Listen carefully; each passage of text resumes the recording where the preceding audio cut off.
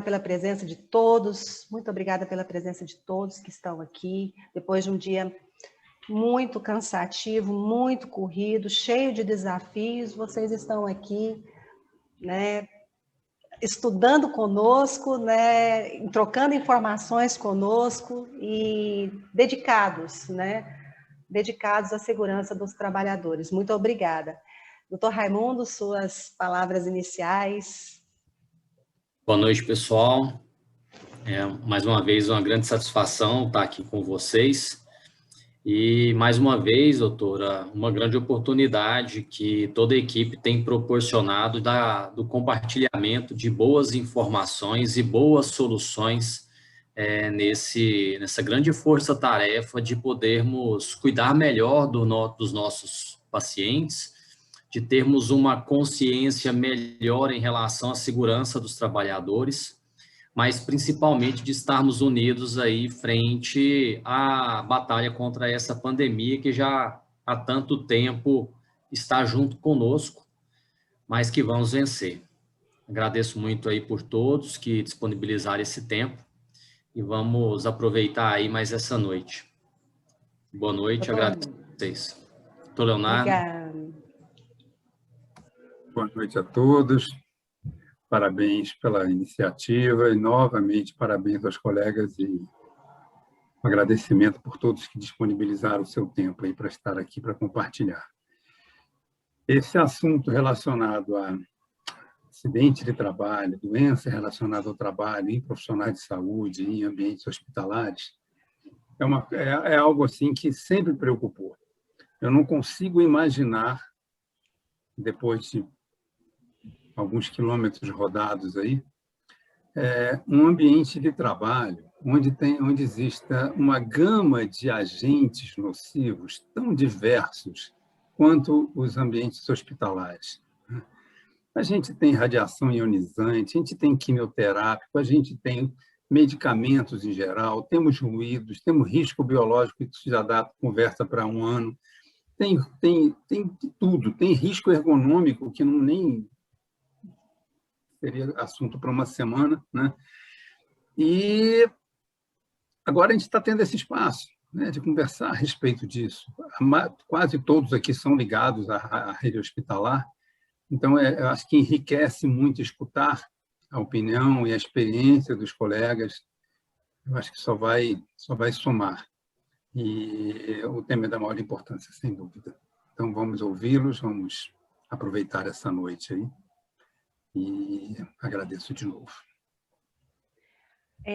Essa semana e a próxima, nós daremos um destaque a essa questão que envolve os acidentes do trabalho, tá?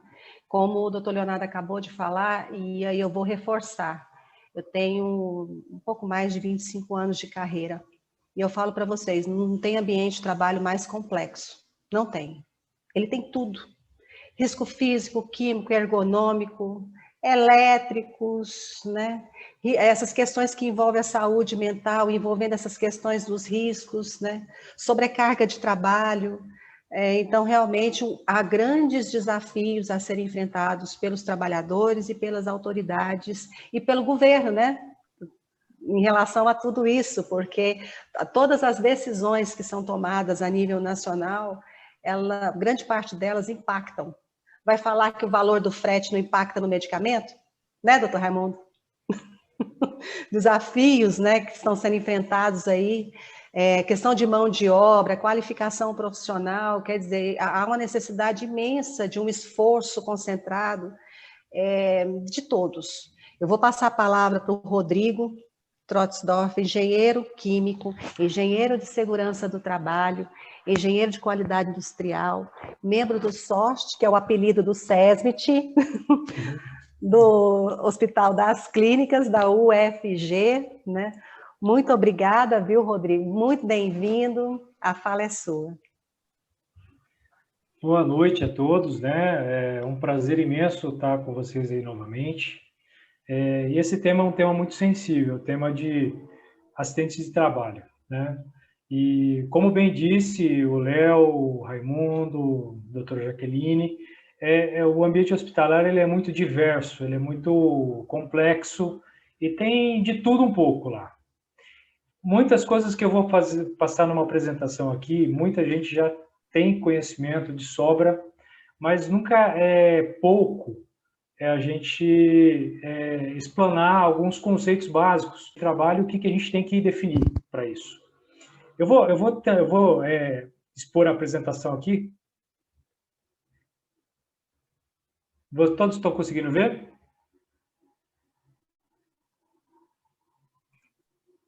Sim, Rodrigo. Tá bom.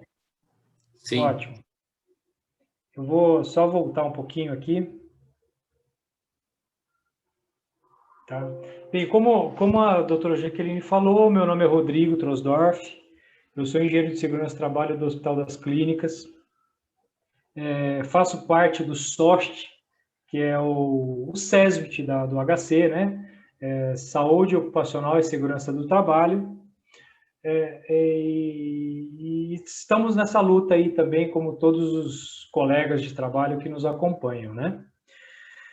Bem, a primeira coisa, o mais importante quando a gente vai falar sobre acidente de trabalho é definir uma divisão que impacta, de qualquer forma, famílias e impacta a mão de obra hospitalar, que são acidentes típicos e de trajeto.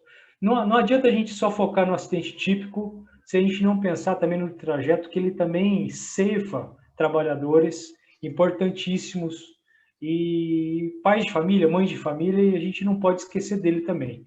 Temos que dar uma atenção para esse tipo de acidente. Mas é importante dizer que a legislação trabalhista brasileira, ela define, ela protege o trabalhador no trajeto do seu trabalho, tá? Como também o acidente típico dentro do local de trabalho onde ele está executando a sua atividade laboral.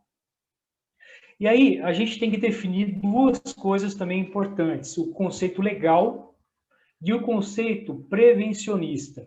Todos nós aqui que fazemos parte de SESBIT somos prevencionistas e a gente quer, de qualquer forma, tentar abarcar todo e qualquer evento que não é programado. Porém, nós temos que ater, primeiramente, no conceito legal. E o conceito legal de acidente de trabalho é aquele que gera lesão, tá? Pode cair um monte de caixa, pode desabar um prédio, mas se não houver lesão corporal do trabalhador, não houve acidente de trabalho propriamente dito. Porém, nós temos que ater, e aí é a função do SESBIT, é olhar um pouco mais atrás e se ater ao conceito prevencionista, que é nada mais é do que qualquer ocorrência não programada. Tudo que não foi programado e ocorreu de forma fortuita, de forma não prevista, e que poderia ter acontecido um desastre, um acidente, uma lesão corporal, mas que só incorreu em atrasos na atividade ou perca material, é um acidente também no foco prevencionista.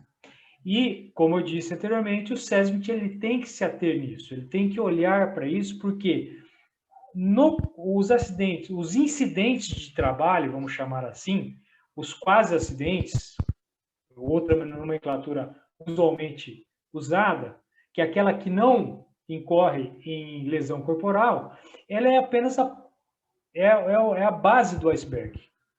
O que nós estamos olhando, que é o conceito legal, que ocorre realmente a lesão do trabalhador, que ocorre uma incapacidade laboral, temporal, ou até ou então uma definitiva, esse conceito legal a gente só olha para a ponta do iceberg. A base do iceberg está em todos os incidentes que podem ocorrer por aí, tá? E aí, é uma coisa importante também, que o acidente a gente define como aquilo que ocorre de forma imediata e que causa lesão. Mas por trás do acidente, e a legislação trabalhista também, ela já equalizou a doença do trabalho. A doença do trabalho que é um acometimento do trabalhador que vai acontecendo aos poucos, que isso vai minando a saúde do trabalhador até ocasionar uma incapacidade laboral dele. Isso está já equalizado como se fosse acidente de trabalho também. você perdeu aquele trabalhador. Você perdeu aquela mão de obra por culpa do seu ambiente de trabalho. E aí, para chegar a uma doença do trabalho, existem todos os agentes possíveis e determinantes. Radiação ionizante, ruído excessivo, produtos químicos inalados pelo trabalhador, ou absorvidos pela pele, patógenos biológicos. Então, tudo aquilo que adoece o trabalhador aos poucos, mina, e ocasiona numa incapacidade laboral, ele é equalizado como se fosse um acidente de trabalho também. Tá? A legislação trabalhista já fechou esse assunto. E aí é importante a gente também pensar no seguinte: de quem é a culpa do acidente de trabalho? Em via de regra, o empregador, o dono, o tomador de serviço, ele é o responsável por qualquer acidente lá dentro. Porque os acidentes, eles podem ocorrer não só por a atividade de trabalho propriamente dita, mas ela pode ocorrer por atos de terceiro. Você tem um hospital, uma pessoa surta lá dentro e agride um enfermeiro. Quem é responsável por aquele ambiente de trabalho? O empregador, que o colocou na atividade. Caiu um raio dentro do hospital e derrubou, desmoronou uma área. De quem é aquela responsabilidade? É do empregador, daquele ambiente de trabalho. O empregado, o trabalhador, ele tem que se deslocar em outras unidades. Nesse deslocamento, a responsabilidade, se ele está indo por trabalho, a responsabilidade está ligada ao empregador. Não tem conversa. É interessante, por exemplo, se dois médicos discutirem por uma situação de trabalho e chegarem a brigar e a agredir um ao outro, aquilo pode se caracterizar como um acidente de trabalho. Foi uma coisa ligada tempestivamente ao trabalho que eles estavam fazendo. Então, todos esses detalhes a gente tem que estar muito claro. O empregador, ele assumiu trabalhadores para uma atividade econômica ou não, então ele está tomando esse risco. Ele tem que tomar todos esses cuidados, esses resguardos. Tá? Agora, o que é um acidente de trajeto, como a gente estava falando anteriormente? É todo aquele acidente que o trabalhador faz da sua casa até o trabalho e do trabalho até a sua casa. Por que eu estou querendo colocar o acidente de trajeto aqui nesse ponto de discussão? Porque o acidente de trajeto, ele parece, mas ele ceifa muitos trabalhadores. E a gente vive num ambiente que é dotado de trabalhadores que fazem várias jornadas de trabalho. Nós temos enfermeiros, técnicos de enfermagem, médicos, que rodam 24 horas, vão para outro vínculo empregatício. Esses profissionais muitas vezes não dormem. Eles pegam estrada, eles pegam rodovia, eles pegam pista, eles pegam avenida. Congestionamento aqui de Goiânia ou de outra qualquer cidade movimentada. Eu já vi vários acidentes de trabalho de profissionais da saúde e que a vida deles são ceifadas. O acidente de trajeto no meio hospitalar nunca pode ser negligenciado. Aí, o que o empregador entra nessa jogada? Bem, ele tem diversas maneiras e formas de criar protocolos de segurança para isso, conscientização, palestras, e aí tem diversas coisas que o empregador tem todo o dever de interferir e servir ao trabalhador nesse ponto. Agora, tem que tomar muito cuidado do seguinte: o acidente de trajeto, quando ele é consubstanciado, ele tem que passar por uma análise, preferencialmente do SESMIT. Por quê? Para avaliar se esse trajeto realmente é o trajeto comum do trabalhador. O trabalhador tem que ter ciência também de que se ele distanciar do seu trajeto comum característico, dou uma desvio para ir na casa da sogra, passo num colégio para pegar meu filho, ou passo na padaria para comprar pão. Houve um desvio, a responsabilidade ela já acaba se afastando do empregador nesse ponto. Então é importante deixar muito claro que o trajeto é aquele percurso retilíneo direto do trabalho à residência, da residência ao trabalho. Então, o acidente de trajeto ele é muito importante e ele é muito bom ser enfatizado. Tá? Uma coisa importante é o seguinte, todo acidente de trabalho, nós vamos ver mais para frente, eles são ocasionados, todo evento não programado, não previsto, eles são sequências de eventos desnecessários que culminaram no acidente.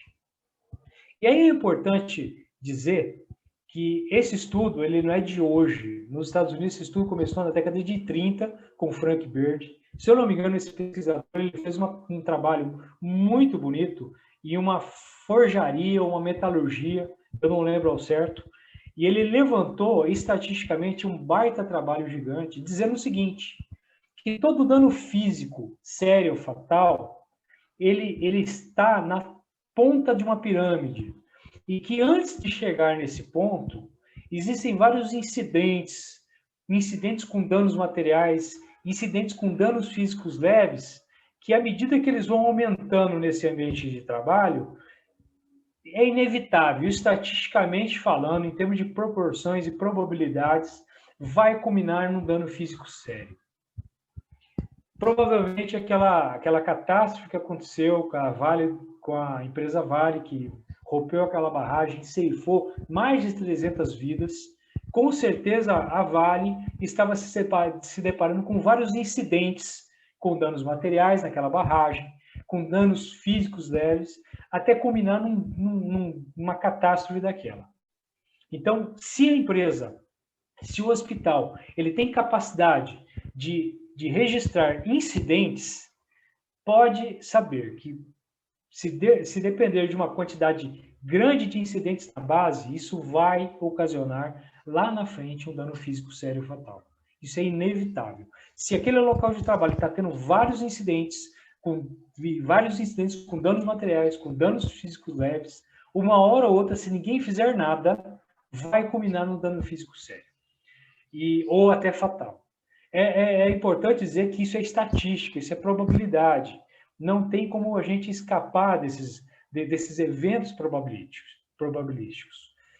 A gente só tem como escapar se a gente corrigir isso no ambiente de trabalho e na própria estrutura de trabalho daquele pessoal. Tá? Então, isso é importante em saber. Acidente de trabalho está ligado com outros incidentes que tem uma proporção direta, como essa que eu estou mostrando aí. Tá? Bem, qualquer acidente de trabalho está ligado a um ato inseguro de um trabalhador, uma condição insegura do ambiente de trabalho, e isso culmina numa lesão, num acidente de trabalho propriamente dito. Você tem um ato inseguro, uma condição insegura, isso vai culminar numa inevitável acidente de trabalho. Eu não estou dizendo isso porque todo acidente tem responsabilidade do ato inseguro. Eu estou dizendo que o empregador ele tem responsabilidade de corrigir o que lhe cabe, que é a condição insegura. Ele tem que trabalhar em cima disso. Porque se ele trabalhar em cima da condição insegura, mesmo que o seu trabalhador cometa um ato inseguro, ele vai barrar esse acidente.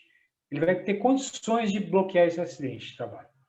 Eu vou dar alguns exemplos de ato inseguro do trabalhador, que isso é comum, e que também eu gostaria de reservar também uma fala do seguinte, que o ato inseguro, ele pode ser, ele deve ser corrigido com ações programadas no trabalhador, de conscientização, de até emprego de força.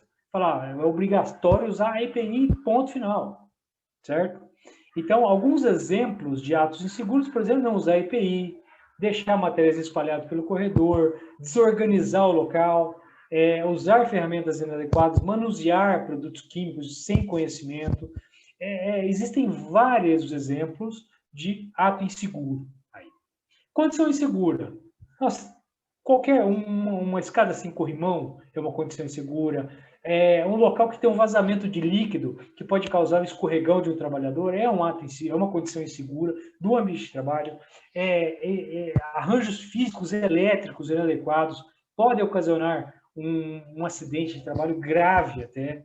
Então, aí você tem uma ampla gama de condições inseguras.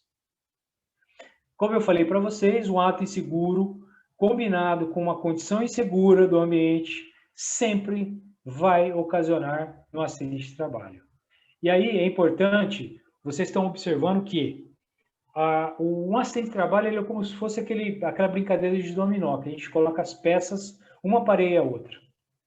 E cada uma delas é responsável por um perfil ou um ponto de vista olhando para esse acidente, que já ocorreu. A gente está olhando primeiro para a personalidade do trabalhador. Essa é a personalidade do trabalhador. Mais afoito, mais calmo, mais paciente, outros mais agitados. Essa personalidade, ela define as falhas humanas. E aí, essas falhas humanas, elas, combinadas com ato inseguro, conjugam com um acidente. E esse acidente conjuga, no final, que a gente não quer, que é com a lesão. Se a gente tirar a condição insegura e o ato inseguro da jogada, essa peça do dominó, mesmo que a personalidade do trabalhador e a falha humana dele esteja presente, inerente nele, isso não vai combinar na lesão e nem no acidente. A gente está bloqueando esse evento.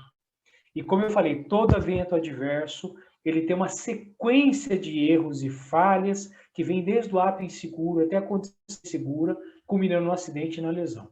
Todos. Inevitavelmente, se você fizer uma busca de causa raiz, você vai presenciar isso daí. Mas aí é importante o empregador ele ter ciência de que o ato inseguro muitas vezes não detém totalmente o controle, mas a condição insegura ele detém. Então é a obrigação dele trabalhar em cima disso. Como eu falei para vocês lá atrás, é importante o hospital ele captar todo e qualquer evento. Se ele puder, se ele tiver a estrutura mínima possível, ele tentar captar qualquer evento, um incidente que ocorra no trabalho dele, mesmo que não ocasione numa lesão ao trabalhador. Mas, por exemplo, derramou quimioterápico, caiu uma caixa com um pérfuro cortante, mas ninguém se lesionou, e é importante que o hospital ele possa ter um diligenciamento para captar esses relatórios de... Aí eu coloquei uma RIAT, um exemplo de uma RIAT que nós usamos no hospital. Essa RIAT é um pré-relatório do acidente de trabalho e que ela pode ser feita, inclusive, com não acidente, com um incidente de trabalho. A gente pode preencher isso se ocasionou uma falha, mas não culminou no acidente, na lesão propriamente dita do trabalhador. Para que é isso? Para você ter um portfólio de estatística, você ter um conjunto estatístico montado para você observar quais são os maiores incidentes que acontecem nesse hospital, com que tipo de trabalhador que acontece isso, trabalhador mais novato, mais experiente, qual tipo? Trabalhador que tem vários vínculos. Então, tudo isso tem que ser relatado nessa RIAT, Relatório Interno de Acidente de Trabalho. Na verdade, a gente chama de Relatório Interno de Acidentes e Quase Acidentes de Trabalho, tá? O nome correto seria isso, porque nós pegamos também os quase acidentes. Aí, se houve lesão, a gente emite a CAT. Essa CAT é um evento obrigatório, previdenciário, a gente emite para o INSS, e é obrigatório por lei isso daí, é quando se consubstancia a lesão propriamente dita, independente se é afastamento ou não. No caso de pérfuro cortante, quem trabalha na área sabe qualquer agulhada que o trabalhador receber, mesmo que ele não fique afastado, você não perca a atividade laboral dele, você tem que emitir essa CAT, é um acidente, tá? Bem, a CAT de compensação de acidente de trabalho ela é emitida para a Previdência Social, tá? É obrigatório, como eu falei, e ela vem precedida logo depois da RIAT. A RIAT é apenas uma relação que a gente pega dos quase acidentes e acidentes, propriamente dito. Eu peguei os top 5 de um hospital que a gente sempre observa. Quais os top 5, os que mais incomodam um hospital? E eu vou citar como primeiro material biológico, sem dúvida isso acontece demais, tanto para profissional diretamente ligado ao paciente, como a trabalhadores que dão apoio a esses trabalhadores, como pessoal que recolhe lixo, pessoal que recolhe rouparia, que faz a limpeza no hospital. Essas pessoas também sofrem e acabam sendo expostos demais a material biológico. Logo em seguida, acontece muito no hospital queda no mesmo nível, né? Você tem poucas atividades de trabalho em altura, mas a queda no mesmo nível acontece muito. Isso tem vários aspectos. Primeiro, porque muitas vezes o hospital, dependendo do hospital, da estrutura dele mais antiga ou mais nova, tem vários degraus. O hospital ele passa por uma constante tarefa de limpeza, então tem muitos locais que ficam úmidos, e aí muitos trabalhadores escorregam. A forma de trabalho dos enfermeiros, técnicos de enfermagem, muitas vezes se deparam com obstruções durante das atividades, né? E aí vai. Que é choque elétrico, acreditem se quiser, choque elétrico é um item que acontece bastante e tem nos preocupado muito. À medida que os hospitais vão se tornando mais dependentes de alta tecnologia, ele vai ficando mais dependente de elétrica, mais dependente de instalações elétricas. Os arranjos elétricos vão se tornando mais inadequados. E aí, enfermeiros, técnicos de enfermagem, médicos que desconhecem esse risco, eles não têm total domínio desse risco, acabam se expondo. Eles trabalham com líquidos corpóreos, eles trabalham com água, com umidade, que é natural do ambiente hospitalar, muitas vezes, combinado com eletricidade, com uma condição insegura elétrica, combina em choque elétrico. Muitos choques, eu já presenciei choques elétricos que lesionaram feio o trabalhador, tiraram enfermeiro. E imagine só, numa época dessa de pandemia, que a mão de obra está sendo escassa cada vez mais, você perder um enfermeiro bem treinado, um técnico de enfermagem, é muito difícil, normalmente. Sem contar a questão do fator humano, que aí eu não estou nem entrando nesse mérito, que é imperativo, tá? Acidente de trajeto é um deles que é importante, como eu falei no início, é importante a gente ressaltar o acidente de trajeto, como eu falei, pelas próprias características dos trabalhadores que estão operando dentro do hospital, eles acabam culminando isso daí. E, por fim, é um item que não acontece com grande frequência, mas pela característica, pela gravidade que ele tem, que ele incorre, os incêndios. A gente percebeu alguns incêndios em vários hospitais. Hospitais nós temos uma dificuldade muito grande, que o hospital não para. Ele não para porque ele tem um aspecto humanitário muito forte, uma pegada muito forte humanitária. Você vai parar uma UTI nesse momento? Você vai parar uma enfermaria nesse momento? Se tiver que necessário que parar, pare. Mas é muito complicado você programar paradas. É muito complicado você manejar isso daí. Aí você pega instalações inadequadas, com pouca estrutura de combate a incêndio. Você tem profissionais oscilantes que fazem turnos e muitas vezes não ficam durante a semana inteira lá. Então você tem a dificuldade de montar uma brigada de incêndio treinada. Então você tem diversas formas, diversas dificuldades lá dentro e que muitas vezes os hospitais ficam expostos. Graças a Deus não é um evento que acontece com grande frequência, mas toda vez que acontece é uma tragédia, porque aí você tem combinado lá dentro do ambiente hospitalar, não só trabalhadores que têm saúde e podem evacuar o prédio, mas você tem pacientes que não conseguem evacuar desse prédio com tanta facilidade. E sobra para quem colaborar para evacuar esse paciente? O trabalhador da saúde, o enfermeiro, o médico, o técnico de enfermagem, o fisioterapeuta, ele que vai ter que fazer essa evacuação. Então, se você imagine só a gravidade que é um incêndio no hospital, certo? Eu acho que a minha conversa, eu não vou me estender mais sobre a NR32, sobre os acidentes biológicos.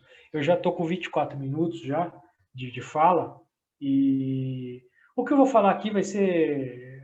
Vou falar sobre a NR32, os acidentes biológicos, que são os que mais incomodam no hospital, e todo mundo sabe disso. A gente pode... A NR32, a parte de pérfuro cortante, dá mais outra live aí, brincando, né? Então, eu entrego a palavra novamente para a Jaqueline, tá? Eu agradeço novamente por poder estar participando disso aqui, tá? Rodrigo. Deixo disponível, tá bom? Sim, aí a gente continua. Nas próximas semanas eu acertei com você essa questão, né, porque o tempo é muito curto mesmo para falar de tudo. Então, nessas próximas semanas, a gente continua essa parte envolvendo os acidentes com material biológico, pérfuro cortante e tudo mais. Sim. Eu vou passar a palavra agora. Obrigada, viu, Rodrigo? Obrigada.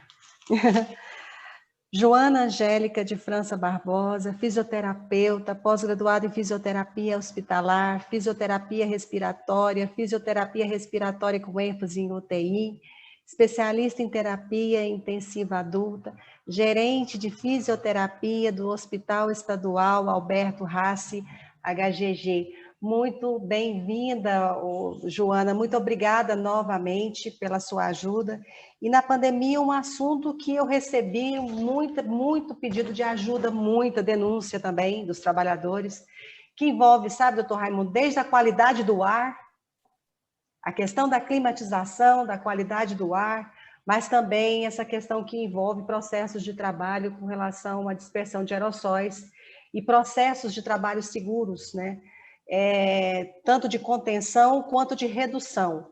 Então, vou passar a palavra para a Joana, que a exposição dela está de acordo, né, com essas solicitações que foram feitas por trabalhadores e gestores. Joana, a palavra é sua.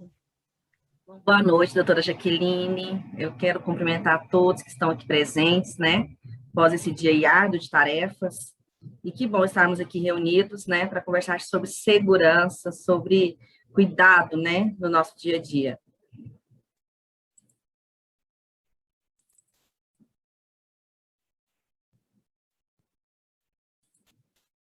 Bom, então a minha exposição de hoje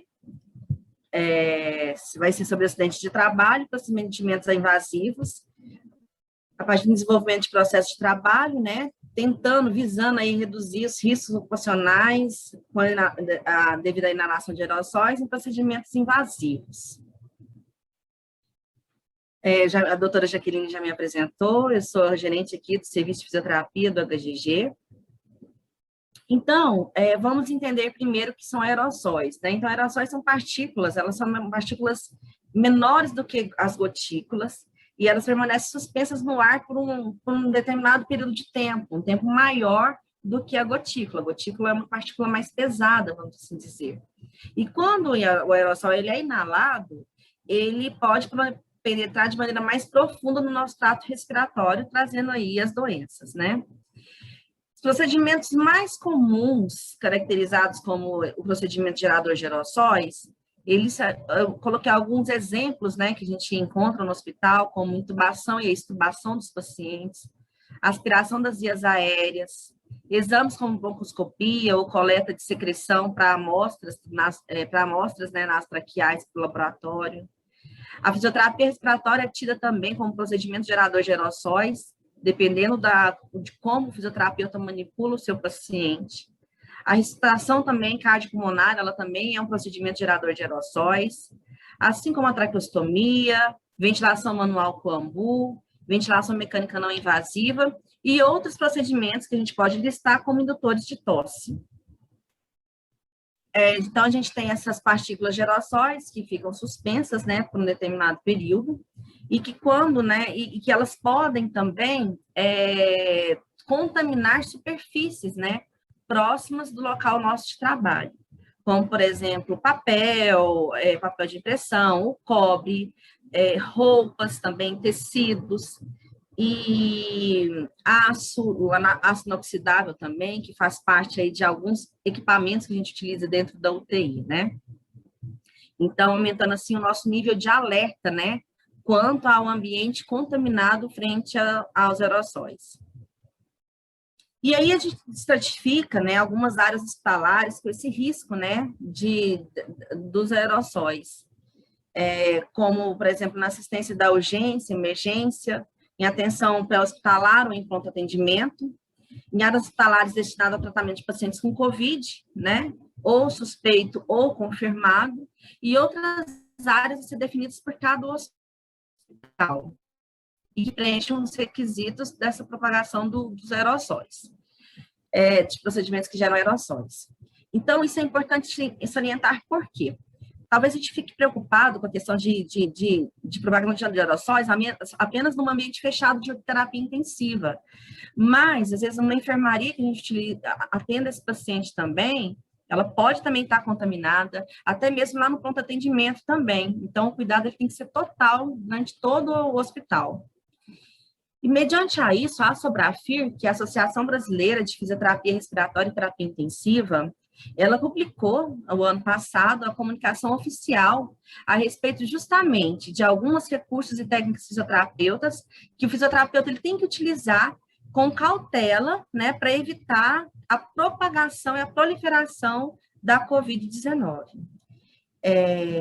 E esse material é um material muito bacana porque ele mostra para nós o que fazer com o paciente e o que fazer para que o fisioterapeuta ele não seja um propagador da doença, né? E que também evite a contaminação cruzada de um paciente que não esteja ainda positivado com o paciente já com o PCR já positivado. Então, visando a isso, a gente pensa no bem-estar do nosso colaborador dentro do hospital e em o que o hospital pode oferecer para o colaborador para evitar, né, essa propagação de aerossóis. Uma iniciativa bem bacana do nosso hospital foi a construção, né, foi a reforma do nosso vestiário dos colaboradores, onde estratifica com cores diferentes os unissex dos colaboradores, tanto de área, se é da área multi, ou área médica, ou área da enfermagem, área administrativa, ou qual área que esse profissional está trabalhando, se é uma área fechada, como uma UTI, ou se é uma área mais aberta, como enfermaria. E aí, a gente tem esses nossos unissex, né, para colaborador, onde para a equipe multi predomina, né, a cor marsala, e para a terapia intensiva predomina a cor azul. Ambas profissionais são fisioterapeutas. E uma coisa que é muito importante, ao adentrar no ambiente, né, onde a gente vai atender nosso paciente, é lembrar daqueles 5 momentos da higienização das mãos, né, onde é tão importante, né, a lavagem das mãos, ter esse cuidado a mais, e principalmente nesse período que nós estamos vivendo, os períodos críticos, né. A gente de nosso conhecimento que a higienização das mãos, ela previne infecções graves, né, de iras graves, e principalmente agora nesse âmbito, né, da Covid, como a gente tem usado, né, a normativa da higienização das mãos. Então, aqui também uma imagem do nosso UTI, onde mostra justamente que em cada leito do hospital, a gente é composto por uma pia, onde tem o sabão, papel toalha para lavar as mãos. A gente também consta também de um auxílio ali de como lavar a mão corretamente, e também, cada beira-leito do paciente também tem o álcool em gel também, que é utilizado em caso de não sujidade, né, a amostra na mão, é utilizado o álcool gel antes de adentrar ao leito do paciente. E a gente tem a nossa paramentação segura, né? Como eu disse na aula passada, onde tem o uso correto dos EPIs. Tanto na entrada, antes de eu entrar no leito do paciente, tem a sequência da minha paramentação, e tem a sequência da desparamentação também na saída do leito. E isso é extremamente importante. Como eu disse anteriormente, né? Nós estamos aqui para salvar vidas, mas para isso nós precisamos também estar com a nossa saúde plena, né? Hoje em dia a gente sabe que o grande gargalo da pandemia está sendo a questão do RH, né? De ter profissionais capacitados e qualificados para atender pacientes. Então, esses profissionais não podem estar adoecidos, né? Porque senão a gente não consegue atender a demanda que a gente está tendo de pacientes. E aí, a gente tem esses equipamentos, então, proteção individual. Por que eu fiz questão de tirar novamente a imagem das 2 fisioterapeutas? Para mostrar que, independente se o paciente estiver num leito de enfermaria ou se ele estiver dentro de uma UTI, ele tem que o profissional tem que estar paramentado, o profissional tem que estar com uma segurança máxima frente ao atendimento ao paciente. O que vai mudar são só as cores mesmo dos capotes para identificar onde que cada um está atendendo.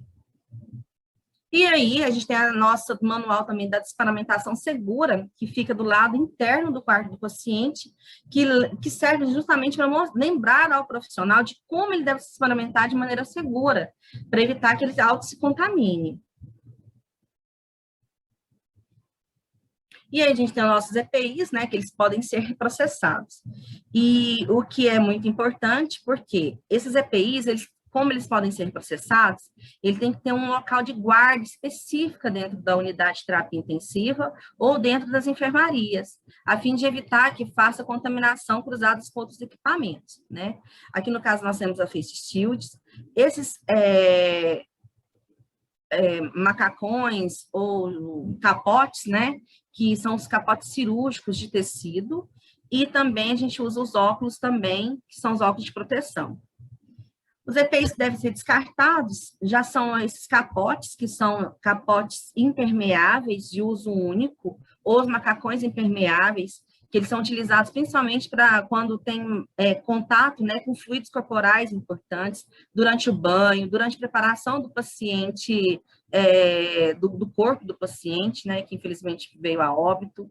Nós temos também a máscara, né, a máscara N95, que deve ser também utilizada e deve ser garantida a sua troca, sempre quando necessário, né, quando não há mais vedação ou quando há risco, né, do colaborador se contaminar, bem como também as luvas, né, que são EPIs que devem ser descartados a cada uso. E aqui a gente tem, né, os nossos descartes, que é os lixos hospitalares, que no início da pandemia, o lixo hospitalar escolhido para o descarte do material da COVID era o lixo vermelho. Entretanto, devido à nota técnica número 4 da Anvisa, possibilitou também que os hospitais, né, que não tivessem o lixo vermelho, descartassem também nos lixos brancos. Lembrando que o material que é atendido o paciente COVID, ele deve ser incinerado. E aí, a gente vai passar, então, para o atendimento do paciente. E quais recursos, né, que a Sobrafir coloca justamente para auxiliar nesse trâmite de evitar a dispersão de aerossóis do paciente no meio externo, né? No momento da oxigenação, então, que ele vai até 5 litros de oxigênio para o paciente, essa é a demanda dele. O que tem de diferente? Agora, a gente não coloca mais água destilada no vidro de umidificação, justamente para evitar a dispersão de aerossóis. A gente também tem a bolsa também, a máscara de aerossol não reinalante, justamente também para evitar que propague aerossóis no meio ambiente. E nós também temos o catéter nasal de alto fluxo, né, que está sendo peça coringa agora na questão COVID, porque justamente ele faz com que a gente dê um fluxo maior de oxigênio para o paciente e evite que esse paciente vá para o tubo. E concomitante ao catéter nasal de alto fluxo, nós temos os dispositivos de ventilação não invasiva, né? O capacete helmet, que está sendo vastamente utilizado, e o que é o mais importante, justamente para evitar dispersão de aerossóis, o que tá sendo preconizado é a utilização de filtros HMEF em todos os orifícios de exalação de ar. Então, tanto aqui, ó, a gente pode ver aqui na segunda gravura, que tanto na entrada inspiratória quanto na saída expiratória, nós colocamos filtros justamente para evitar essa dispersão de aerossóis no meio externo. Assim também como a máscara de ventilação não invasiva, a Total Face, que também aqui nessa gravura não mostra, mas a gente coloca também o filtro HMEF justamente para evitar a dispersão, né, de partículas e evitar que esse paciente vá para o tubo. Já no momento da intubação, visto falência respiratória, esse paciente ele vai para o tubo. E aí há algumas medidas que a gente faz também para facilitar justamente que esse paciente não exale tanto aerossóis no meio externo. O primeiro deles aqui em cima, um dos exemplos que a gente utiliza, inclusive aqui no nosso hospital, é o pinçamento do tubo. Esse pinçamento, ele serve tanto para o momento da intubação do paciente, quando uma possibilidade de desconexão do paciente da ventilação mecânica. Por exemplo, quando o paciente vai fazer um transporte intra-hospitalar para um exame, por exemplo, uma tomografia, onde eu tiro o paciente do ventilador microprocessado e passo ele para o ventilador de transporte. Então, essa pinça é utilizada nessas duas condições. E aqui embaixo, há um passo a passo aqui, que mostra que a gente pode utilizar também o êmbolo da seringa, juntamente com o fio guia, para tamponar a saída do ar quando vai fazer a intubação do paciente, evitando assim também dispersão de aerossóis. Outro fato importante também no momento da intubação, que houve uma mudança com a questão da COVID, é a montagem do ambu frente ao momento da intubação. A fim de evitar a proliferação de aerossóis, nós não vamos ventilar o paciente com o ambu, mas nós vamos promover para o paciente uma oxigenação adequada. Para isso, a gente tem esse saco, né, no final do ambu, que é com uma bolsa reservatória, e nós temos aqui também um filtro HMEF, já o sistema de TrackCare, que é um sistema de aspiração fechado, onde nós vamos conectá-los, e aí quando for entubar o paciente, a gente já tira do paciente o filtro juntamente com o TrackCare e evita que faça dispersão de aerossóis. Outros dispositivos, então, de segurança, então, mais bem identificado, é o TrackCare, o filtro HMEF, que eu posso utilizar ele tanto no ramo inspiratório, proximal ao paciente, como no ramo expiratório, para proteger meu equipamento, ou então, se eu não tiver o HMEF, eu posso utilizar o HME proximal ao paciente e o filtro EPA próximo ao aparelho de ventilação mecânica na saída expiratória. Temos também como dispositivo para segurança da aspiração e coleta de secreção, novamente o TrackCare, ele aparece como AS no momento da aspiração de vias aéreas do paciente, e o bronquinho, né, para evitar justamente a dispersão de aerossóis, onde nessa saída é ligado o sistema a vácuo e na outra saída já é conectado o TrackCare. Mais dispositivos ainda para segurança no processo da extubação, o que muda? Anteriormente, nós estubávamos o paciente e nós colocávamos o paciente no circuito macroprocessado de oxigênio, né? Onde garantia um grande volume de oxigênio, mas, consequentemente, né, também exalava-se muito aerossóis por essa máscara. A mudança agora no processo da intubação é que o paciente, pós o processo da intubação, ele vai para a máscara facial não reinalante. Dispositivo para segurança no transporte intra-hospitalar, quando o paciente está em catéter nasal de oxigênio ou máscara não reinalante, a gente protegeu o paciente, né, com a máscara também cirúrgica.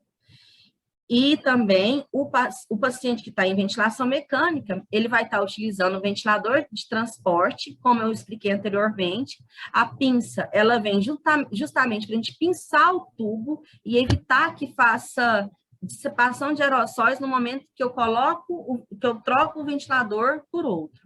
E o filtro HMEF. E outros cuidados extras que nós temos que ter, né? No cuidado intensivo do paciente, são esses objetos que a gente pode utilizar, assim, de maneira compartilhada, vamos assim dizer. Por exemplo, um estetoscópio que fica à beira-leito do paciente, nós temos, né, aquela rotina em higienizar apenas as olivas, né, do estetoscópio. Mas, no caso, como ele está num ambiente contaminado, vamos assim dizer, esse esteto ele tem que ser totalmente higienizado antes do uso a cada profissional. Aqui nós temos um oxímetro de pulso portátil, que é utilizado principalmente nos atendimentos das enfermarias, onde nós também temos que higienizá-lo, né, passar de um paciente para o outro. A face shield, que ela pode ser utilizada de um profissional para o outro, desde que seja higienizada também anteriormente, assim como o óculos de proteção. Então, são cuidados que nós temos que ter, que às vezes passam desapercebidos no nosso dia a dia, né? Naquela questão do alto fluxo de trabalho, e às vezes a gente esquece desses cuidados, que são às vezes, assim, coisas simples que podem fazer parte, né, do dia a dia para evitar a dissipação de aerossóis. E é isso. Boa noite. Eu passo para a senhora de novo a palavra, doutora Jaqueline. Joana, muito obrigada. Muito obrigada, foi muito clara, né, a exposição. Há muito questionamento mesmo em relação a essas mudanças de protocolos, né, de procedimentos, né, em relação ao uso desses materiais. Nem todos os profissionais, infelizmente, têm a qualificação necessária, inclusive até para a seleção desses equipamentos, né? Muito importante, Joana, a sua apresentação, excelente. Eu vou passar agora a palavra para a Adriana, né? A Adriana Gomes Pereira, farmacêutica e bioquímica, especialista em qualidade e segurança do paciente, coordenadora estadual de segurança do paciente e controle de infecção da Superintendência de Vigilância em Saúde, Suvisa. Nossa super colaboradora aqui, né, Adriana? Muito obrigada, a palavra é sua.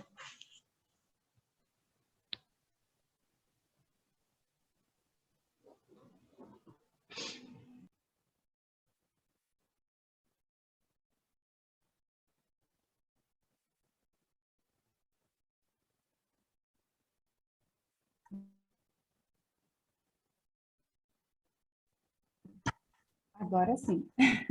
Estava sem áudio. Boa noite a todos. Obrigada, Jaqueline, né, por mais uma noite, mais uma semana de lives, né? Hoje vou estar falando novamente dos micro-organismos multiresistentes. Minha internet, infelizmente, hoje não está muito bem. Eu não sei o que está acontecendo. Caiu 3 vezes já. Eu espero que não caia.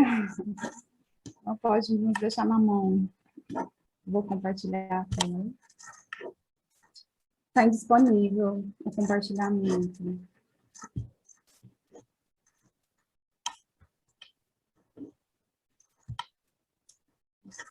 Tenta novamente, Diana. Sim.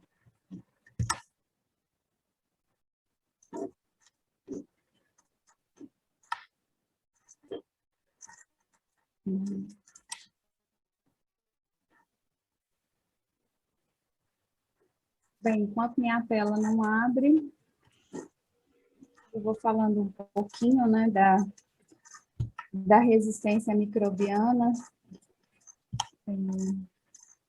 a importância, né, de identificar e realmente conhecer os micro-organismos multiresistentes, né, para que a gente realmente possa adotar, né, todas as medidas.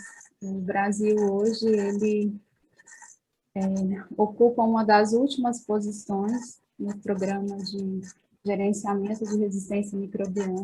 Isso não é nada louvável, né? Pelo contrário. Todos estão conseguindo ver a tela? Sim. Deixa eu ver se não está passando, né? Parece que não está passando.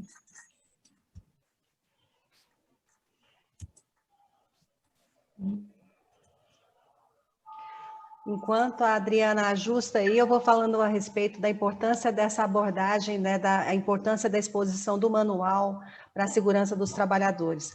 Nós temos recebido, sim, informações em relação a surtos, em relação a esses riscos biológicos e a importância desse trabalho que nós temos feito aqui com relação aos processos de trabalho em si, né? Desde a qualificação profissional, treinamentos, capacitações e as condições de trabalho, que envolve as condições de trabalho. Porque não adianta também você treinar o trabalhador para a higienização das mãos e não tem torneira, não tem água suficiente, ou outros processos que estão prejudicados. Se você exigir que o trabalhador tenha determinadas condutas, né, sem que haja todo um trabalho de retaguarda e suporte técnico para garantir que esses processos de trabalho sejam realizados de maneira segura, né? Então, é um assunto extremamente preocupante, né, doutor Raimundo, essa questão. envolve um esforço muito grande por parte dos técnicos, especialistas, gestores e trabalhadores, e por isso que esses dados, as informações que estão no manual, elas servem de norte para nós trabalharmos os nossos programas, e nos colocam, né, Adriana, em estado de alerta, porque os dados ali são altamente preocupantes, né? Sim. Eu acho que agora vai. Vamos torcer. A Jaqueline já me apresentou e parece que não está passando.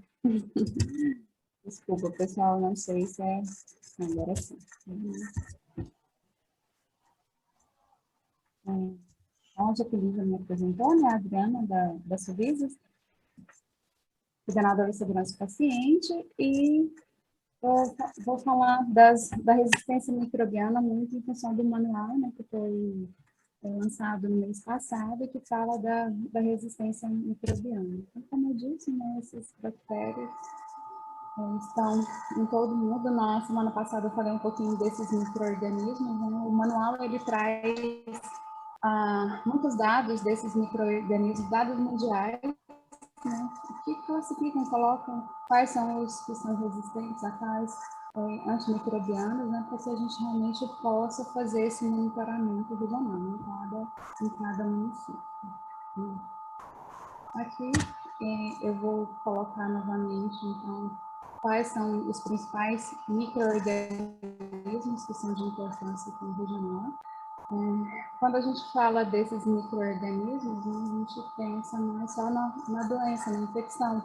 Muitas vezes nós não associamos com acidentes de trabalho, né? E quando eu comecei a trabalhar com a Jaqueline, eu falei assim, nossa, Jaqueline, eu não sabia que a segurança do paciente estava tão envolvida, era tão ligada à segurança do trabalhador, né? Não tem como realmente dissociar. Então, todo cuidado que se tem com o trabalhador, ele influencia para o paciente e vice-versa, né? Vendo o Dr. Rodrigo falar, assim, tudo relacionado à segurança do trabalhador e é o que a gente trabalha com os pacientes, né? Mas quando a gente pensa, então, nos micro-organismos multiresistentes, né? A gente pensa no acidente biológico, no infarto importante, um vidro, alguma coisa que caiu, sabe? A gente não associa que o trabalhador está exposto, né, a esse micro-organismo. São pacientes que estão ali dentro da unidade, às vezes, há muito tempo, né? São longos períodos, né? Eu falei na última semana das consequências de se ter um micro-organismo multiresistente, né, que a gente leva um aumento da taxa de mortalidade, aumento de custo, aumento de tempo de tratamento e, assim, de cuidado, né, aquela exposição do trabalhador frente a esse cuidado com esses pacientes. Então, tem que ter muito cuidado na manipulação de todos os objetos, no cuidado da higiene, da limpeza, de usar os equipamentos de proteção individual adequados, né? E muitas vezes o trabalhador não pensa que ele pode ser colonizado por esses micro-organismos, né? Então, uma vez que um trabalhador ele pode passar a ser colonizado, ele demora, às vezes, muito tempo a descobrir que ele está com esse micro-organismo, e se ele for tratado, o tratamento também é longo. E tem muitos que podem, dependendo das condições, realmente ter uma infecção por esses micro-organismos. Embora as literaturas não relatem tanto esses acidentes de trabalho, né, com infecções por micro-organismos multiresistentes, mas nós temos casos, sim, de trabalhadores que foram a óbito, pegaram infecção multiresistente do trabalho e acabaram indo a óbito.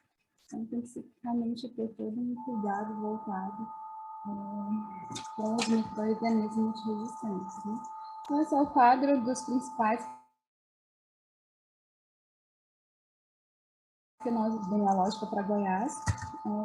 Eu disse na semana passada que eu iria trazer um pouquinho, né, do perfil de Goiás, porque o manual ele traz do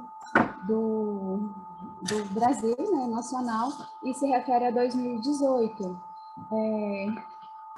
Então, eu trouxe aqui, esses dados são de 2019, eu não coloquei os outros anos, porque senão não conseguiria passar essa apresentação toda hoje, mas a gente pode, em outros momentos, estar trazendo essas comparações dos anos anteriores.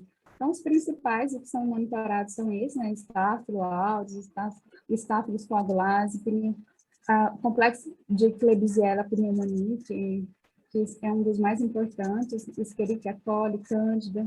Então, aqui está na ordem, né, de acordo com os casos de infecção primária de corrente sanguínea laboratorial. Então, estou trazendo os de infecção primária, tá? Que foram notificados no sistema que é o FormSUS, que agora a gente está mudando esse sistema. E aqui para mostrar, então, a resistência, o quanto, né, nós temos esses micro-organismos que são multiresistentes, né? Staphylococcus coagulase, 71,4% são resistentes à oxacilina.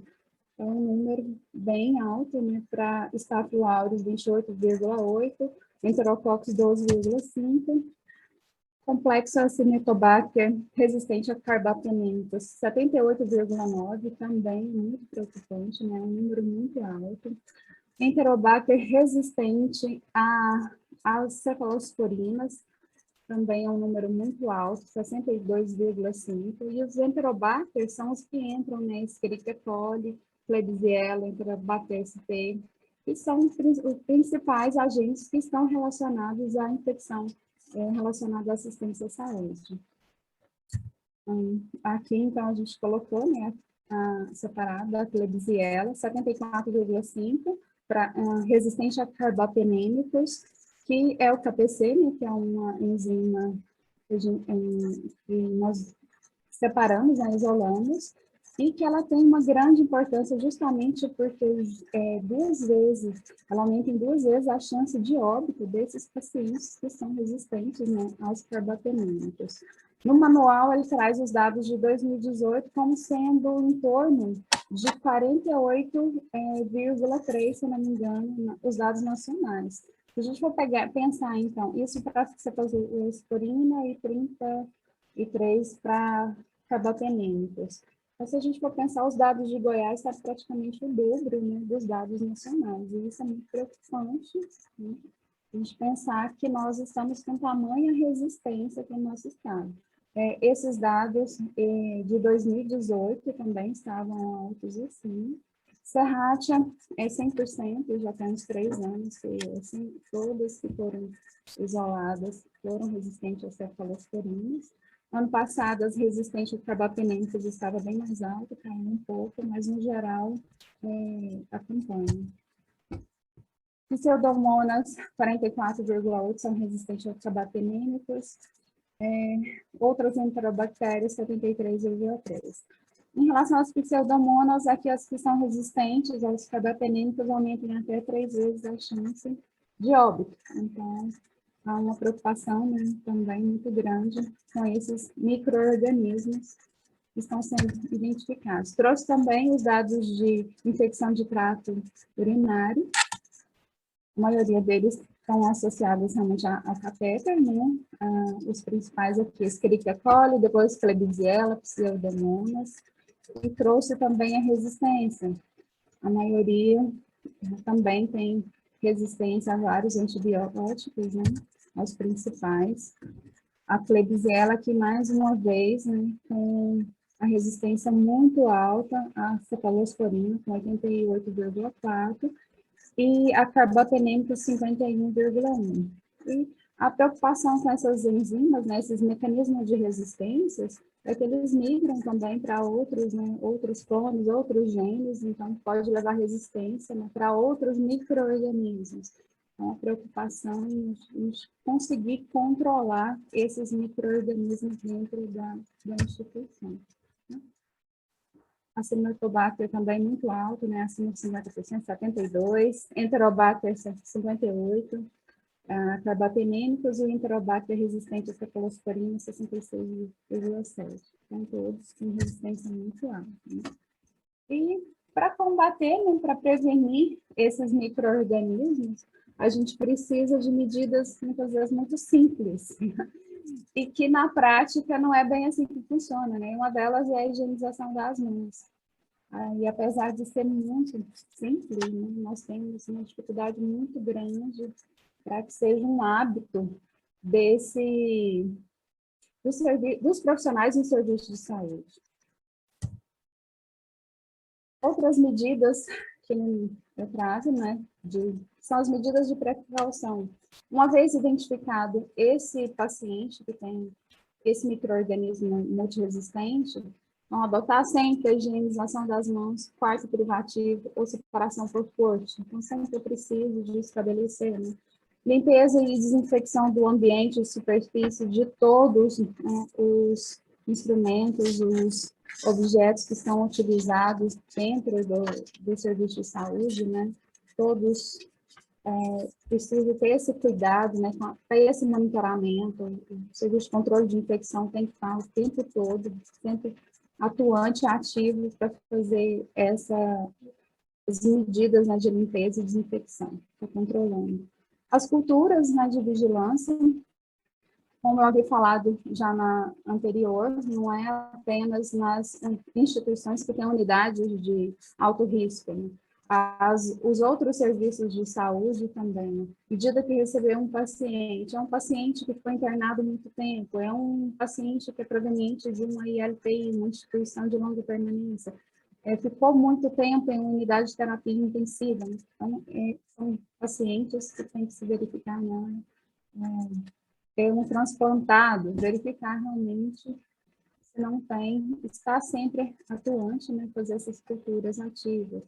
Esse processo de descolonização, ele é demorado, alguns aí demoram em torno de 26 semanas, às vezes até mais, tem uns de ano ou até mais para conseguir esse processo. Tem que se ter esse cuidado de transferência e transporte dos pacientes colonizados. Então, sempre preencher um formulário, encaminhar, relatar. Tem que ter esse cuidado com as outras instituições de saúde, né? O cuidar não é somente em si, né? O cuidado tem que ser para todos. Interrupção da assistência ao fechamento de unidades. Não é recomendado que se feche o serviço de saúde todo, né? A não ser se você vai fazer o processo de limpeza terminal, ok, eu tenho um surto dentro de uma UTI, aí sim, eu posso fechar, eu fecho para internações, até que eu consiga estabilizar, conter esse surto, né, para depois realmente, mas se eu tenho apenas um paciente, eu separo ele, eu isolo ele por corte, não tem necessidade de você fechar toda uma unidade. Agora, a partir do momento que eu tenho um surto, assim, eu tenho outras medidas, né? Rastreamento, né, de contactantes. Uma vez que você identifica um paciente, eu tinha outro do lado, né? Verificar ou o profissional de saúde, ele tratou de um paciente, ele cuidou e cuidou do outro, e também fazer esse rastreamento, verificar, né? Se não ocorrer essa transmissão desse micro-organismo, né? Para a prevenção das iras, né, principalmente com os dispositivos que são utilizados para ter cuidado com esses micro-organismos. Quanto às medidas do programa de controle de infecção, precisa de ter, né, uma comissão de controle de infecção sempre ativa, né, atuante mesmo, uma equipe multi, sempre todos trabalhando em conjunto, né? Não é só o prescritor, o médico prescritor, não é só o infectologista, não é só o controlador de infecção. É preciso realmente rastrear, envolver todos, para que consiga realmente vencer, né, as infecções por multi-R's. Aqui eu trouxe dois, que é o Stewardship, que é um programa, né, que está sendo implantado desde 2019, eu trouxe aqui o endereço deles, e esse último aqui, depois a gente coloca no chat, que ele é como se fosse um curso rápido sobre o Stewardship, que é esse programa para o uso racional de antimicrobianos, tá? E tem um guia também, que eu vou colocar depois para vocês. Temos alguns hospitais que foram selecionados para esse projeto. Com a pandemia, ano passado parou, mas eu acredito que agora esse ano já retoma. E falando, né, dos profissionais que estão envolvidos, né, então a gente tem um médico infectologista, né, que tem que estar ali avaliando, sugerindo, monitorando, Farmacêutico, clínico, a importância de ter o farmacêutico nessa equipe multi para otimizar o uso, qual é o medicamento, as doses adequadas, né? O farmacêutico sempre está ali presente. A enfermeira do controle de infecção, né? Que são várias as atribuições dela, né? Monitoramento da cultura, está em contato com o laboratório, as medidas de isolamento, barreira, a implantação dos bandos, né? Os pacotes de prevenção, treinar a equipe, capacitar, isso é muito importante, né? Ter essa educação permanente. O microbiologista, a gente sabe da dificuldade dos hospitais, principalmente no interior, né? Que tem um laboratório que tenha esse microbiologista e que ele realmente seja atuante, ter esse contato. A maioria não tem, eles só fazem o primeiro exame, que é o de fenotipagem, e aí encaminha para outros laboratórios. Tem muitos laboratórios que encaminham para outros fora do estado, né, em Goiânia. Os municipais geralmente encaminham para o ACM, principalmente os de micro-organismos multiresistentes, que são os que a gente monitora. Então, entra em contato com a coordenação, a gente dá todas as orientações e suportes e leva encaminha para o ACM. Aqui, nós o médico prescritor, né, ele tem que estar ali o tempo todo, né, ele tem que estar ativo, sabendo o que está acontecendo, tem que ser envolvido. A enfermeira supervisora também, o tempo todo. Os desafios do controle, para a implantação desse controle de antimicrobianos. Nós temos vários os desafios, né? Primeiro, falta de equipe, pouco conhecimento dos profissionais, esse uso racional, né, de antimicrobianos, não são todos que conhecem. Esses programas educacionais, também a maioria não tem conhecimento, tem vários que estão sendo implantados. Então, são vários os desafios hoje que são enfrentados por esses profissionais, né? A ausência de evidência microbiológica, dose e tempos inadequados, restrição da terapia empírica, né?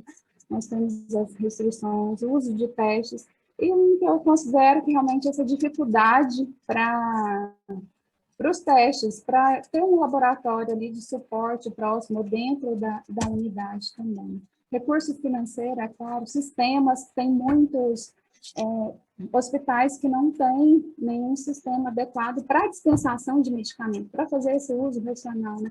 Que são medidas simples, que muitas vezes podem melhorar e que não é aplicado. Por exemplo, você ter um sistema em que você sabe quais medicamentos você está dispensando, depois você faz uma coleta, por exemplo, né?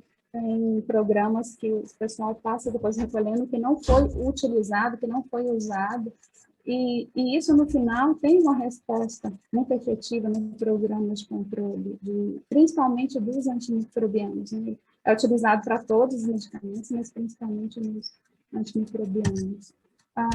Aqui é uma frase que uma infectologista, ela faz parte do programa de implantação desse projeto, que é o STUART, e ela fala muito que é apanhar as frutas mais fáceis. Ela fala assim que não que a gente tem que começar com as frutas da estação. A gente nunca pode começar pelo mais difícil, né?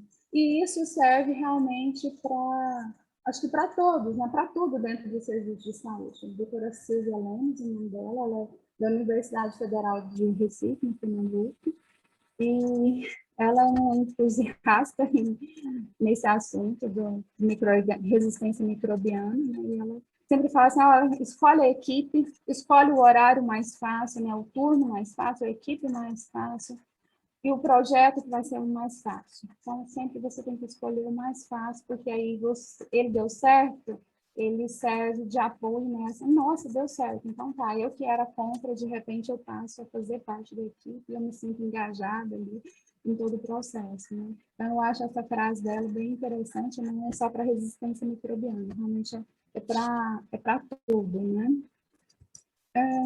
Quanto ao monitoramento desses micro-organismos, eu vou tentar passar mais rápido aqui, só para falar, então, que a gente tem a nota técnica, ela está sendo revisada devido ao sistema que saiu do ar, mas eu acredito que daqui a umas 2 semanas a gente já libere ela.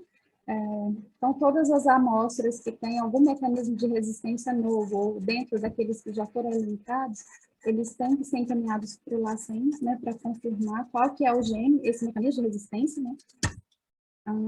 Então, cabe ao laboratório que identificou esse micro-organismo comunicar a CCH do hospital, preparar essa amostra para poder ser encaminhada para o LACEN. Para a Comissão de Controle de Infecção, identificar se, frente àquele resultado, se tem um possível surto, se é só aquele caso, se tem mais casos, se por acaso o paciente que estava ali em contato com aquele onde foi identificado esse micro-organismo, né, se ele também tem, e solicitar autorização junto à CESP-CIS ou CONCIS, que é a Coordenação de Segurança do Paciente, a estadual ou a municipal, no caso, nos municípios onde tem, são poucos, que a gente só tem em Goiânia, Anápolis, Jataí agora, que foi implantado, e Aparecida de Goiânia.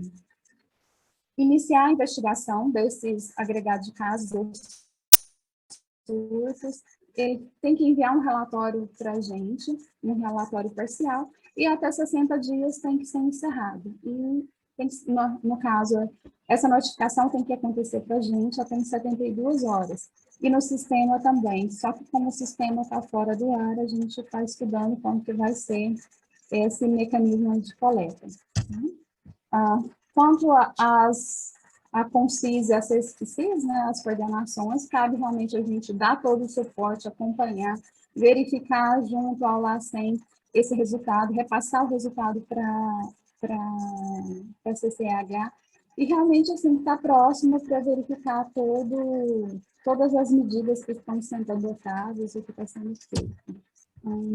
Quanto ao laboratório LACEN, eles recebem essa amostra e após, o que não pode ser feito lá, eles encaminham para o laboratório, assim que libera, eles enviam para a gente repassa.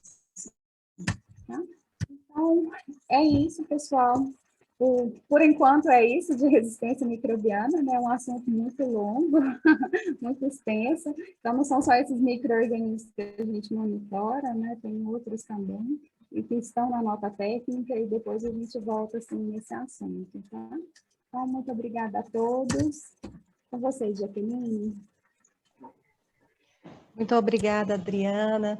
Muito obrigada, Joana, Rodrigo, Adriana. Muito úteis todas as informações. Integram as nossas notificações fiscais que estão em andamento, as auditorias que estão em andamento. Agradeço imensamente, né, o material que vocês estão produzindo. Doutor Raimundo, suas considerações?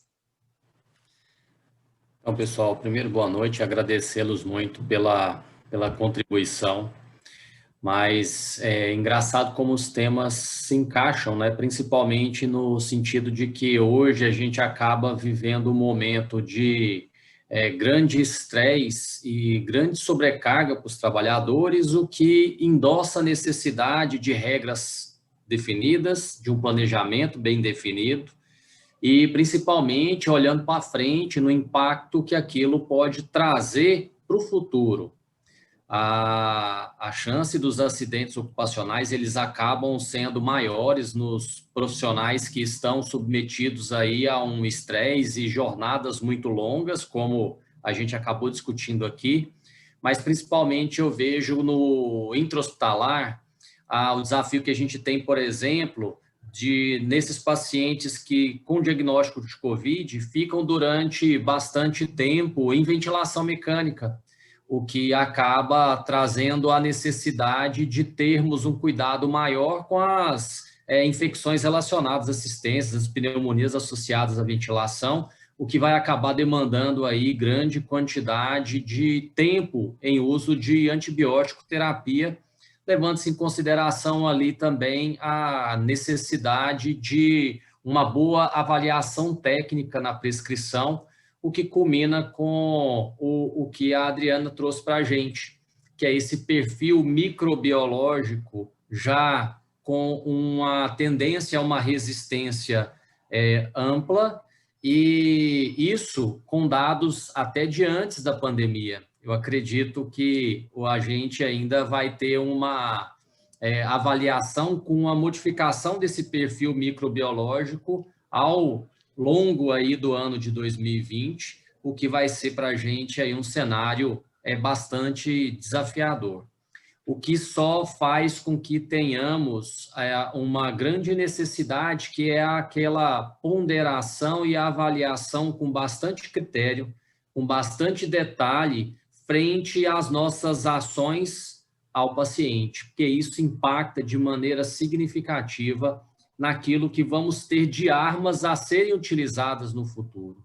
Então, a ação responsável hoje, com as boas práticas de hoje, é o que vai nos dar conforto ou vai nos dar uma maior necessidade de atenção no futuro aí que está por vir.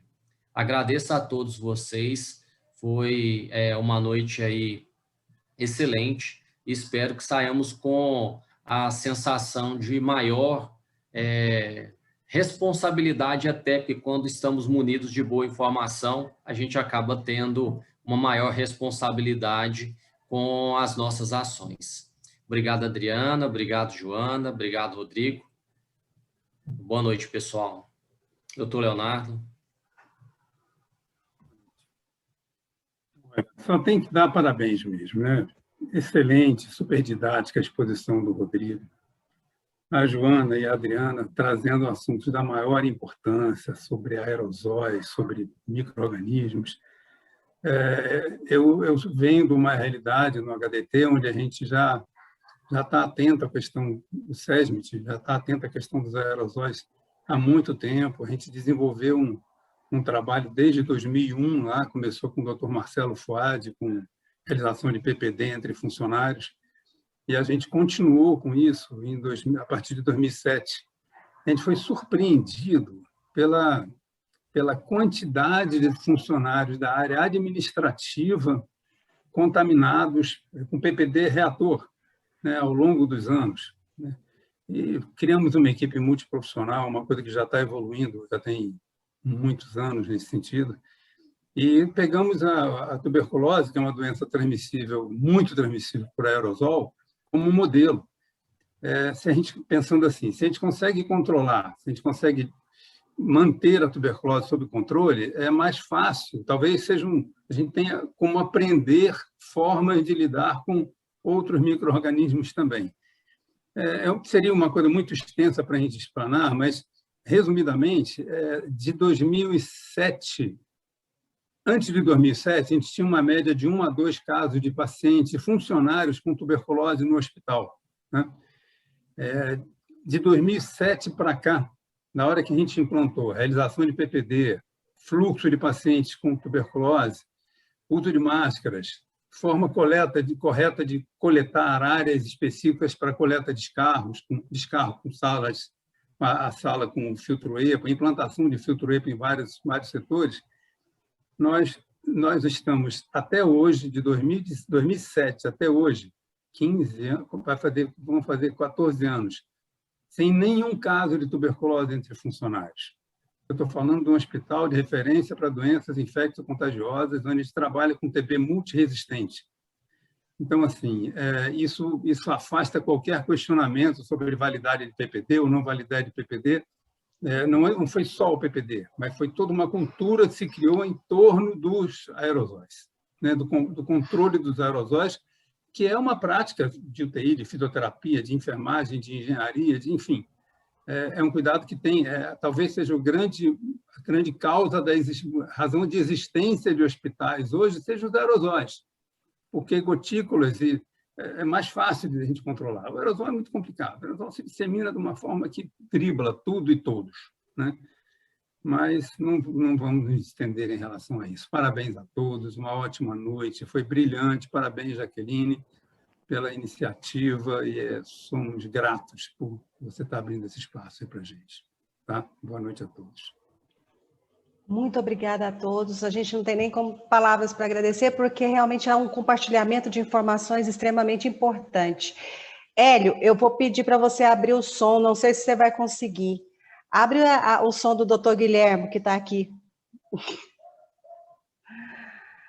Não sei se você consegue. Tudo bem, doutor Olá, Guilherme? boa noite.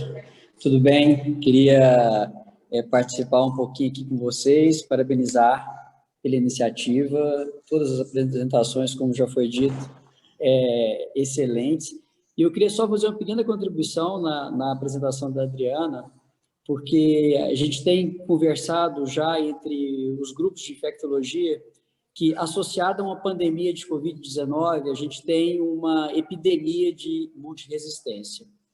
E essa epidemia de multiresistência está muito correlacionada a um remédio muito efetivo para o enfrentamento da pandemia, que foi exatamente a utilização da articulação da rede de assistência à saúde. A partir do momento que nós, e a pandemia trouxe isso muito claro, a necessidade da articulação da rede de assistência, de apoio, de transferência do paciente de nível de menor complexidade, ser referenciado para a unidade que poderia o atendê-lo, e o de maior complexidade ser encaminhado para este nível, fez com que, infelizmente, surgisse, então, uma disseminação intensa de agentes multiresistentes. E essa é uma realidade que a gente enfrenta hoje. O doutor Raimundo está aqui, não me deixa mentir. Medicamentos como polimixina B fizeram parte do arsenal de medicamentos que chegaram ao fim do seu estoque. Nós tivemos dificuldades de enfrentamento, estamos ainda com dificuldade de enfrentamento de compra e aquisição de antibióticos de amplo espectro, né?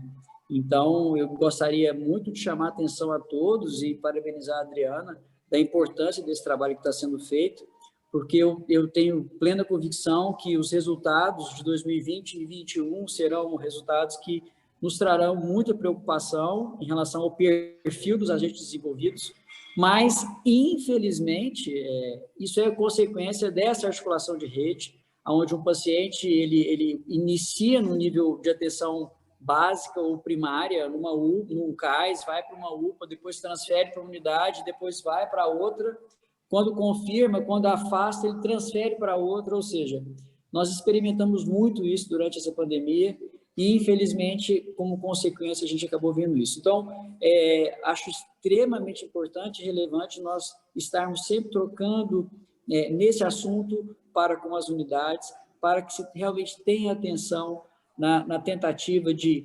Não é porque é coorte de Covid que todos os pacientes têm o mesmo agente, nós precisamos utilizar EPI específico. Ainda é caro, ainda temos dificuldade, mas a gente tem que lembrar disso. Era só essa minha contribuição. Parabéns, doutor Jaqueline. Continue trazendo informação de qualidade para a gente. Muito obrigado. Obrigada, doutor Guilherme. E para quem não conhece, né, o diretor do HCamp Goiânia. E deu para sentir, né, doutor Leonardo, na fala dele, a angústia, né? O sofrimento, né, que isso tudo gera. Uma parte dessa capacitação, Adriana, que nós faremos é a questão do compras. Mais na frente um pouquinho, né, que tem tudo a ver com o que tudo a gente está falando aqui. Doutor Guilherme, muito obrigada pela sua presença, pela sua contribuição, exausto, né? Rezamos por vocês todos, viu? Obrigada.